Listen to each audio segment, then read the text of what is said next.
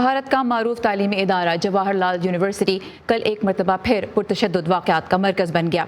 ये 2 हफ्तों में दूसरी मरतबा है। पहले शहरियत के मुतनाज़ा कानून की मंजूरी के वक्त पुलिस और तलबा के दरमियान पुरतशद्दुद वाक़यात हुए थे। इस मरतबा इतवार को कुछ नकाबपोश अफराद डंडे लेकर हुजूम की शक्ल में दाखिल हुए और यूनिवर्सिटी में तोड़ फोड़ की और तालिब इल्मों और असातिज़ा पर तशद्दुद भी किया। इस वक्त जो फुटेज आप देख रहे हैं ये हमारी साथी रितुल जोशी को स्टूडेंट्स ने दी, जो सेल फोन पर उन्हें रिकॉर्ड की। और इस वक्त आप वीडियो में देख सकते हैं कि ये लोग अपने कमरे में छुपे हुए थे और बाहर तोड़ फोड़ और लड़ाई की आवाज़ें भी आप सुन सकेंगे।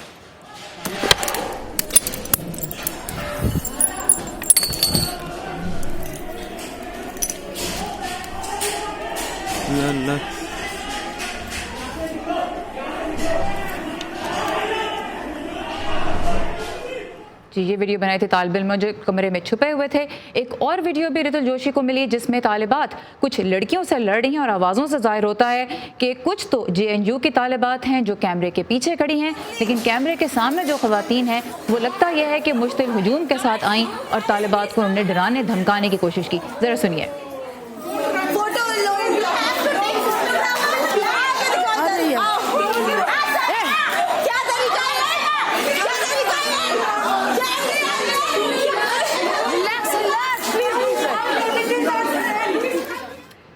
इस वक्त दिल्ली से रितुल जोशी हमारे साथ हैं। मुकदमा जो है वो नामालूम अफराद के खिलाफ दर्ज हुआ है। रितुल, दोनों वीडियोस ही सुनने में काफ़ी परेशान कुन थी, क्योंकि एक में स्टूडेंट्स बहुत डरे हुए हैं कमरे के अंदर और बाहर तोड़ फोड़ हो रही है, और दूसरी में हर तरफ कांच बिखरा हुआ है और लड़कियां आपस में लड़ रही हैं।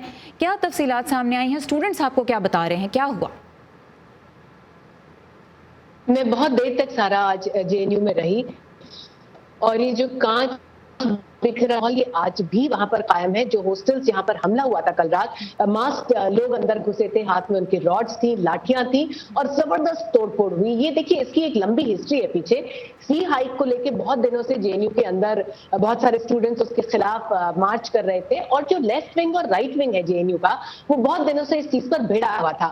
जो राइट विंग है अखिल भारतीय विद्यार्थी परिषद, वो एक तरह से BJP का स्टूडेंट विंग है, और लेफ्ट के स्टूडेंट्स जो कि SFI या आयसा के बच्चे हैं वो चाहते थे कि ये फी हाइक ना हो, और दोनों में पहले भी क्लैशेस हुए थे। लेकिन कल ये हुआ कि एक पीस मार्च टीचर्स ने किया और उसके बाद रात को कुछ लोग घुसे, जिनमें ये भी कहा जा रहा है कि शायद बहुत सारे लोग ABVP के नहीं भी थे, बाहर के लोग थे, लेकिन उन्होंने जबरदस्त अंदर हंगामा मचाया। मैंने जब स्टूडेंट से बात की तो बहुत डरे हुए थे, और बहुत दिलचस्प बात ये थी सारा कि हमको दोनों साइड्स ये कह रही थी कि इन्होंने हमला किया। लेकिन मैं ये कहूंगी कि जितने मुझे आम स्टूडेंट्स मिले जो पॉलिटिकली एफिलिएटेड नहीं भी थे, उनका ये कहना था कि जो गूंज आए उन्होंने बड़े टारगेटेड तरीके से हमला किया, और कोई ये मानने को तैयार नहीं हो रहा कि लेफ्ट के स्टूडेंट इसमें शामिल थे। तो दोनों तरफ की राइट और लेफ्ट की बातें मैं आपको चाहूंगी जो मेरी स्टूडेंट से हुई उनको आप सुने और देखिए कि क्या कह रहे हैं। विंडो टूटा और फिर विंडो के बाद दरवाजे को तोड़ा। मैं कहता रहा मैं ब्लाइंड हूँ, मुझे छोड़ दो।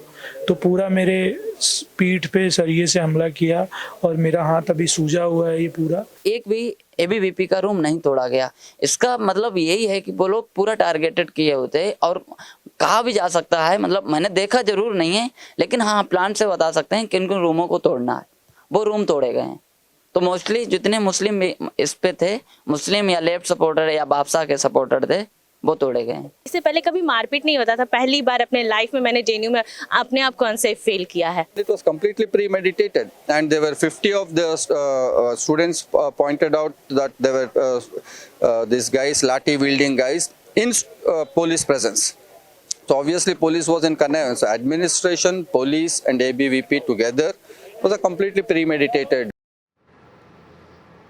रितुल, अगर आप थोड़ा सा कॉन्टेक्स्ट यहाँ पे हमें दे सके हमारे व्यूअर्स को कि JNU में ऐसा वाक़या होना क्यों इतनी बड़ी बात है?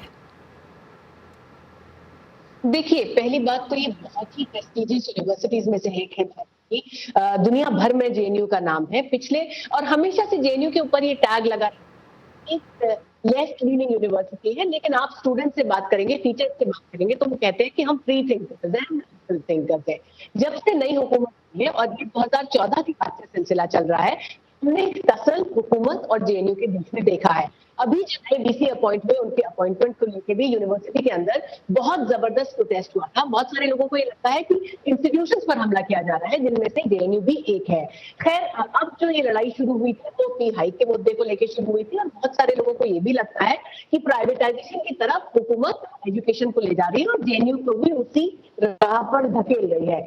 इसी वजह से लगातार हम इतने दिनों से अंदर टेंशन का माहौल देख रहे थे, लेकिन क्योंकि इस वक्त बाकी यूनिवर्सिटीज में, जामिया जैसी जगहों पे भी प्रोटेस्ट हो रहे हैं, सीए का मुद्दा बहुत बड़ा हो गया था, तो जेएनयू की बात कोई कर नहीं रहा था। लेकिन कल जब टीचर्स ने पीस मार्च किया और दोनों ग्रुप में शांति बनाने की अपील की, उसके बाद ये लोग अंदर आए। और अब जब हमने पुलिस से बात की तो उनका ये कहना था कि हम तहकीकात कर रहे हैं, पर पुलिस पर भी ये इल्जाम बार बार लग रहा है सारा कि वो बहुत देर तक न्यूज स्पेक्टेटर बने रहे और उन्होंने बहुत देर तक एक्शन नहीं भी लिया। ये एक इल्जाम पुलिस पर भी है। सुनते हैं कि पुलिस जो ने क्या पीसीआर कॉल्स आई हैं और यूनिवर्सिटी की तरफ से जो रिक्वेस्ट आई है, उसके बेसिस पे police response has been absolutely well in time.